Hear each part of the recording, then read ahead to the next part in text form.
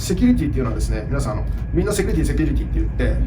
なんか漠然とですね、その一つの大きなセキュリティがあると思ってるんでしょうけども、今のですね、我々がやるそのクラウド型にする場合のですね、そのセキュリティって3段階に分けて考えなきゃいけないんです。それが最初のですね、まずログインのですね、セキュリティ。これが今ですね、おっしゃったですね、その2段階認証とか、それ3段階認証とか10段階認証でもできるんですよ。でそこからですね、次、第2弾、第3弾っていうのがあります。第2弾がですね、じゃあこのスマホでそのログインをされたところからですね、そこから我々ですね、そのセキュリティを保証してます。どういうことかというと、まずですね、そこのメッセージがですね、飛んでいくときに、その時にですね、そのメッセージが、例えば A さんから房に C のお金を送ったと、A から B に C のお金を送ったという3つの変数ありますよね。その A さんから B さんにっていうところをですね、B さんじゃない人に送るっていう可能性もですね、ハッキングされてありますよね。あるいは C というお金、B さん自身がハッキングしてですね、じゃあもともと A さんから10万円もらうはずをですね、100万に変えちゃうっていう話もありますよね。それができないようにしているのがまず我々のシステムであり、それからですね、まずそのじゃあ、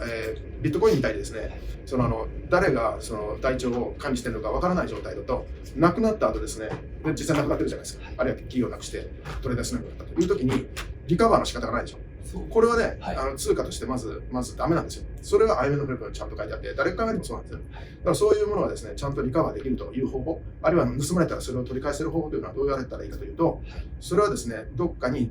その記帳する方法というのがあって、ここのマスターデータベースというのは正しいということを保証しなきゃいけないんですよ。そのデータベースの方式からですね、我々の場合は、一つの A さんから B さんに C のお金を動かしたというのを、基本的にはですね、3つの違う方法でデータベースを作っているので、1つのデータベースがハッキングされても、あとの2つのベースからですね、2対1の法則で2つの対数の方が、マジョリティの方がですね、ハッキングされたものを直してしまうということを開発しているので、これが出来上がると、それはですね、それでデータとして残っているときにハッキングされたとしてもですね、基本的には元に戻ってしまうと。ブロックチェーンというふうに言われているものっていうのが、ブロックチェーンって何って言ったときに、人によって全然定義違うんですよ。その時に、一つ面白いなと思ったのは、結局、時間軸でですね、ずーっと世界中の取引っていうのはですね、時間軸で、じゃあ何時何分にこういうトランザクションを誰から誰へいくら渡しましたっていうのをずらっと並べるという方式は、今までの銀行のそれぞれの口座にいくら出入りしましたかっていうのと違うんですよ、データベースの取り方が。この2つって違うなっていうのは、これが面白かったんですよ。でも2つでですね、1つがハッキングされた場合に、どっちが正しいか分かんないじゃないですか。でももう3つ目のね、じゃあお札の方のデータベースさえできれば、3つ目ができれば、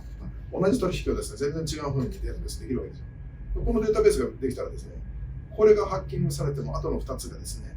同じ答えを出すものと1つだけ違うものができるんですよ。そうすると3つ目がですね、ハッキングされたらすぐ分かるし、それを自動的に直すことができるんですよ。ということが可能になっちゃう。これが特許なんです。